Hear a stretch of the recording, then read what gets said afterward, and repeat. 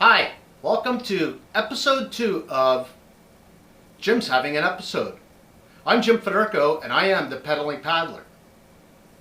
Now, I keep saying paddler, but we're yet to see any paddling yet. Well, the reason for that is over the past year with COVID-19, I haven't been able to get out. There's been more isolation, compliance with work, and I've only had my YouTube channel up for an hour or for a year. So breaking news, I've got a canoe trip coming up in October. It's an 8-day canoe trip and I will fully document it, and hopefully it will be out in probably the end of November. So I was recently asked, which is cool because when people ask things, I can make an episode out of it. What do you eat on your bike packing trips? So what I'm going to do is I'm going to sort of get into that and combine that with how I pack on canoe trips. Bike packing and canoe trips are completely different. Canoe trips, you can bring more variety. Bike packing trips, sometimes I don't bring any food at all. It wasn't until my sixth expedition, 5th or 6th, I started using dry foods. And the dry foods that I bring along, I have a variety of them. And if I could just rate them, now when I rate them in 2 categories: shelf life and taste. So here I've got Mountain House, Nomad Nutrition, Alpine, Backpacker's Pantry, ReadyWise, and Happy Yak. Now there are more varieties of manufacturers out there, but I'm not really exposed to them. I've seen a few different kinds in London, Ontario, which I did not purchase because, well, what's the point? I'm not going out to London all the time to replenish my food. So if I had to pick the number 1 meal, and these meals, basically you follow the instruction on the back. It says boil hot water, add 2 cups of it. It's got a resealable top on it, so you pour 2 cups of hot water in, some maybe 2.5, 2 3/4, whatever. And they'll want you to stir it and zip it up and let it sit for anywhere from 8 to 12 minutes, which is really cool because then you got a full meal and a filling. Now, when I rate the taste, I just want to be clear that all these makes, they're all great, okay? There's none here that I would not recommend. But if I had to go to 1 or 2, taste, hands down, Mountain House. I love Mountain House. I try to buy up as much as I can before I buy anybody else's. And the other reason for that is shelf life. Shelf life is really important. The reason why I say shelf life is because this stuff's expensive. Okay, I mean anywhere from $6 to $17, or depending on what you buy or where you buy it. So I will not go out and buy a whack of these before any trip. It's just way too costly. So throughout the year or the off season, I will purchase 1 or 2 every weekend or every payday, or if I got pocket change, I'll go pick up another one. And before you know it, when the tripping season comes, you've got a stockpile of this stuff, which I do, and I'm glad that I have. So don't go out and buy it all at once. The other thing too is, if you buy a lot of this stuff, it needs to have shelf life. And Mountain House has the best shelf life. This one here, which I just purchased, is good till 2051. So not only they can be used for canoe trips, but they could also be used for as a survivalist. I don't know if you remember this guy. He was on, I should have looked his name up. It was a morning TV show called Camping Out. He would do the survival segment of the show. He said people really are not prepared for an external disaster if one should come about. And we're seeing them all over the world right now with floods and fires and just all kinds of stuff going on with climate change. It's good to have foods that have a shelf life. And most like some people I know say, well, I stock up on cans, I stock up on all kinds of stuff. Well, if you look at, say Campbell's soup and things like that, there's not much of a shelf life on it, maybe a couple of years. So I like these. I can store these and I will always have them, and I keep building them. I will always have food, whether it's for a canoe trip, bike pack trip, or an external disaster, which we should all be prepared for at some point in our lives. So, Mountain House, awesome. My next favorite is Backpacker's Pantry, and they have an awesome taste. This is one of my favorites. It's stroganoff sauce with eggs, noodles, beef, and mushrooms. And this one is a 2-serving one. So for about the same cost, you get a more heartier meal. So this is all filling. It's all great. I can only eat one. So, but 2 servings, it seems to work out to be about maybe just 1.5 servings, the way I look at it. So, and the cool thing is that when it's done and you stirred it up and it's past its, well, this one's 15-20 minutes, you can eat it right out of the bag. Or what I like to do, I mean, that just saves on dishes, right? What I like to do is, I got my Bannock recipe here, which I'll get into that in a minute. I can't remember what this is called. It's a paviska. Kraviska? Well, doesn't matter. Anyway, I got these at Canadian Mountain Equipment, and bowl, hang it, clean it, and it's durable. So I'll sometimes pour it into this, or I'll just eat it right out of the bag. Now let's get rid of that. So, what's next? This is pretty cool. This is ReadyWise. This is relatively new. Well, actually, the Backpacker's Pantry. Let's get the expiry date on that. That expiry date was 2026. So, whether it's an expiry date or best before, I'm going to assume it's best before. Mountain House, this is really good. It tastes really great. And believe it or not, not Mountain House, ReadyWise. ReadyWise, you can find these at Canadian Tire, believe it or not. And when I saw them, I picked 1 or 2 up. I brought it home and I gave it the taste test. And I have absolutely no issues with this. This is really good. I'm glad that you don't have to travel to an outdoor adventure store just to get food. Canadian Tire does have some if you need to pick up a few just to top off your food list. And the expiry date on this one is actually pretty good. It's 2036. So I still got 14 years. Actually, it's probably about 17, 18 because I probably bought this probably about 3-4 years ago. As you see, it's got my son's name on it. That was the one of the ones he chose. What's left? Alpine.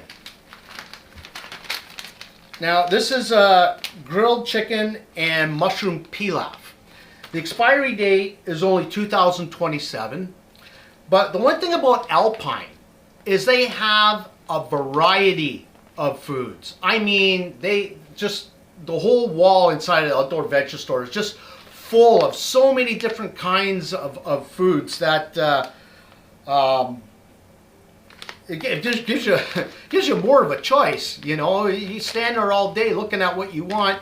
They do have pork. They do have foods that have poultry and vegan, so which is cool.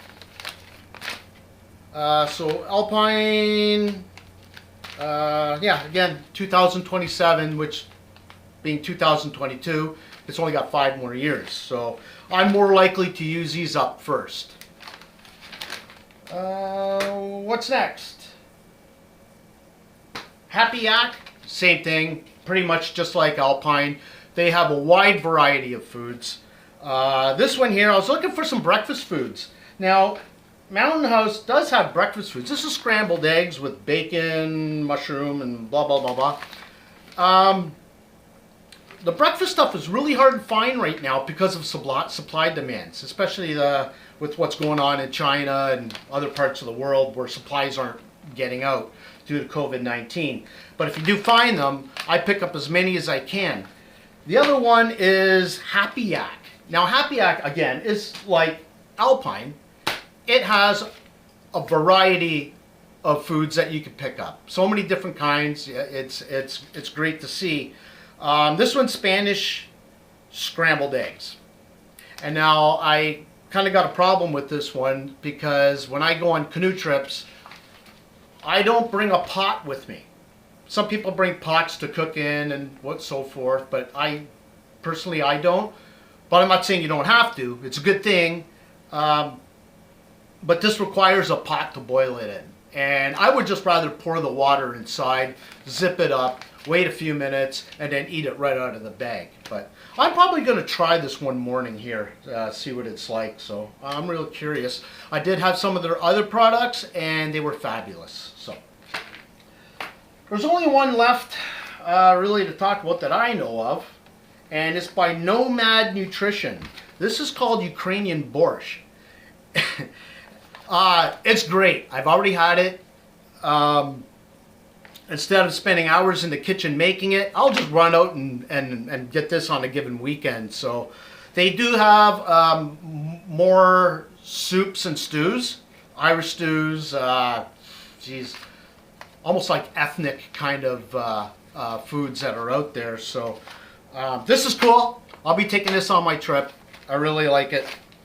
And that's what I use on canoe trips, and the only foods that I actually take on bike trips because I simply don't have the room to carry foods. I used to be able to get food wherever I found it, and now that my cycling has gone further and further out into northern Ontario, coming across a place to eat is getting a little bit more tougher. So a lot of kilometers in between places you could eat. So I will pack probably on a 17-day trip, which is probably the most I've ever done, and I've done it a few times. I'll probably pack about 30 of these. They're super light, all of them, all super light. They're so light, you can pack 30 of them, and you won't be compromising weight on your trip. Okay, well that's the bike packing food, and you can obviously you could use these for canoe trips as well. So backpacking, even roadside camping. They're easy, it's quick, and you get a full meal and a really tasty meal. So I'm going to get rid of these. Now, canoe trips, you can pack variety. So you can do all kinds of stuff, bring all kinds of food, non-perishable, things that are going to last a week or two in your food barrel. Speaking of food barrels, this is, I believe this is a 20-liter, 30-liter food barrel. And I will use a 30-liter food barrel on shorter trips, such as maybe 5 days, or if I'm going solo. And if I'm going tandem, and I'm going more than 5 days to 2 weeks, I'll take the big barrel. You can fit more in here, and I can put other things in here. I have a cast iron frying pan, which I'll get to in a minute. And they come with a harness, so if you're going to portage, or even when you're backpacking, hopefully you're backpacking tandem. yeah, put it on your back, and at night you hang it in a tree to keep the animals out. Cool. The other thing, I'm not going to get into recipes for canoe trips. So there's just so many things you can do. You can go on YouTube and you can look to see what people are packing and get an idea of what to pick up on a backcountry canoe trip. Now, I don't normally endorse other people's things unless they're actually following me. I picked up a book by Kevin Callan. It's called The New Trailside Cookbook. It has over 100 recipes. And if you're looking to find out just what you can prepare and what you can pack, this is the book. This is the book. You go through it, pick out your favorites. It'll require going out and doing some shopping, picking up some things, putting things together. And but this is a good start. This is a good start, and I've been through it, and I love it. I just haven't gotten around to it yet. So, Trailside Cookbook by Kevin Callan. Okay. Now, when I was let's get rid of this. Now, when I found out I was going on this canoe trip, well, one, I'm really excited. And there's usually two things I like to get done before I even start packing. One of the things is, and I'll do this really quickly, is I like to make fire starters. I have fire starters here. These are, well, little fire starters, little sticks. You light them, they burn for a while, and get your fire going. This one here too, I picked this up at Canadian Outdoor Equipment. And this stuff's great. But I will only use this type of fire starters for my wood stoves that burn wood. So my BioLite stove right here, I've got my firebox. So I will use these in here to get fires going. This one's pretty cool. You know, you load the wood on the bottom. You can put, let's see here. You know, you can put cups inside. Well, not this one, but I've got other ones. Actually, this one will work. You know, you get a fire going, you put the cup inside. You got your handle sticking out so you can grab it. I'd probably wear a glove, but... just one more thing. I realized after I was done filming this episode that I probably made a mistake.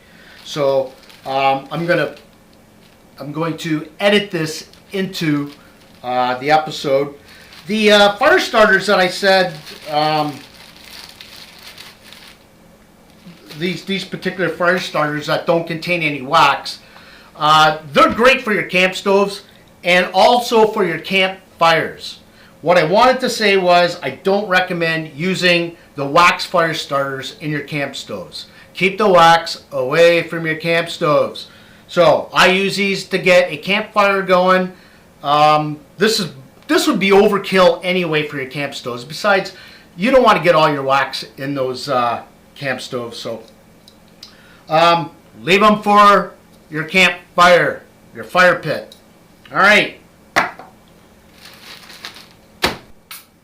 The fire starters that I'm going to make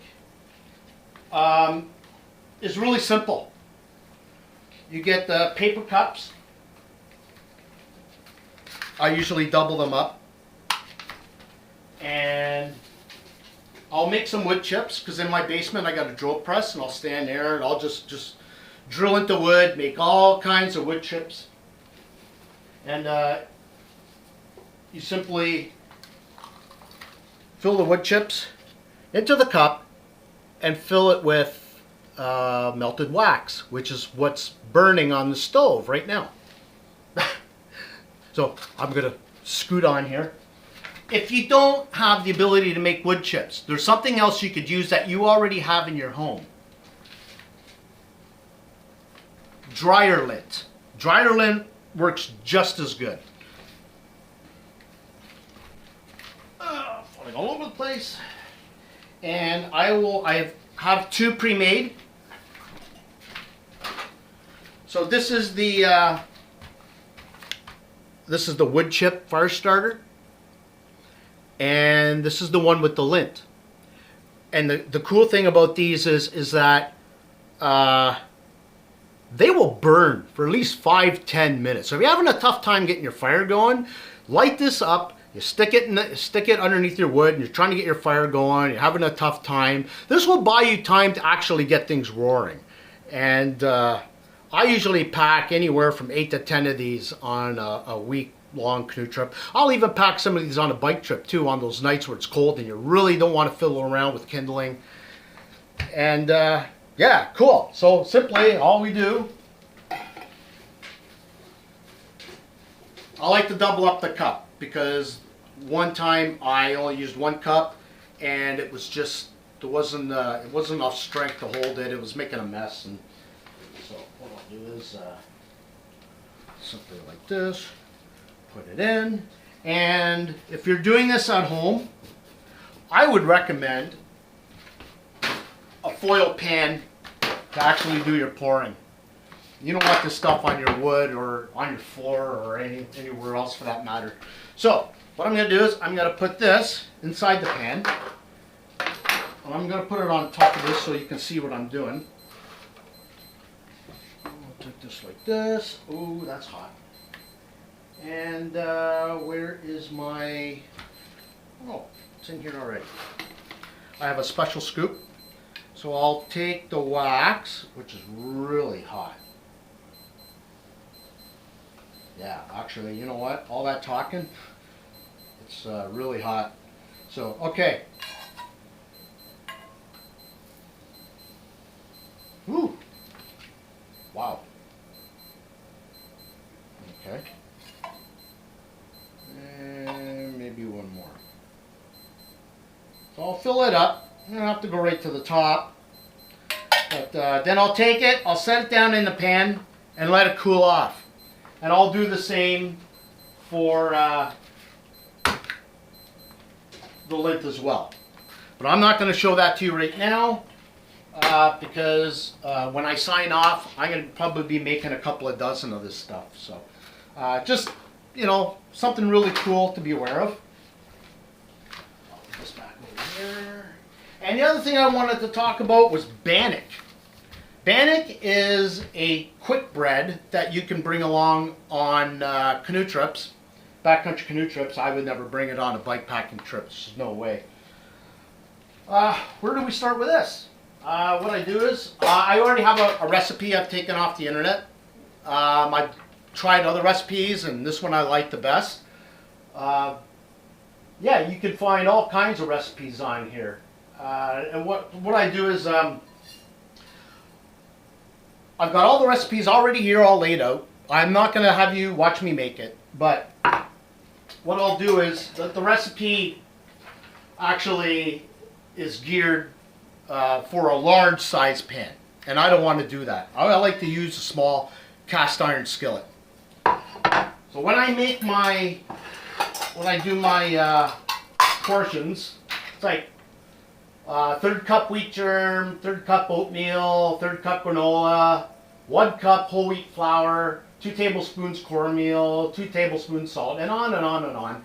And I've got everything here, and what I'll do is I'll make a batch and I'll divide it in 2, and then I'll just put it into two little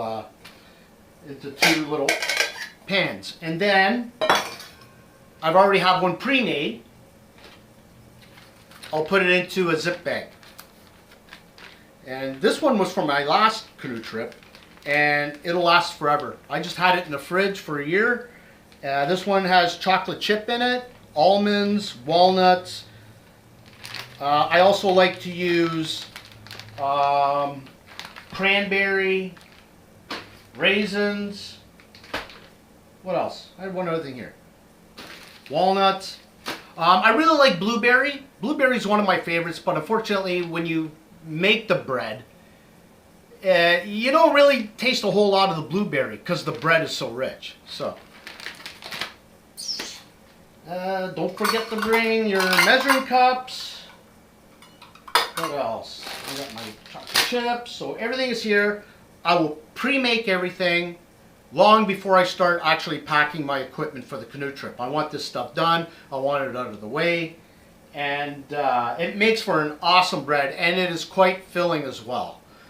So I'm going to get going, and I'm going to start making all my Bannock. I'm going to start making all my fire starters and get this done today because it's already 3 o'clock, and I have to do the intro for episode 7 of my White River North of Superior bikepacking trip. So I'm going to be awfully busy today. So if you have any questions about anything I do, anything I talked about, please message me below, call me, message me if you're somebody I know.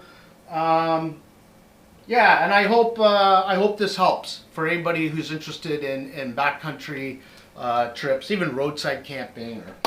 So that's it for episode 2 of Jim's Having an Episode.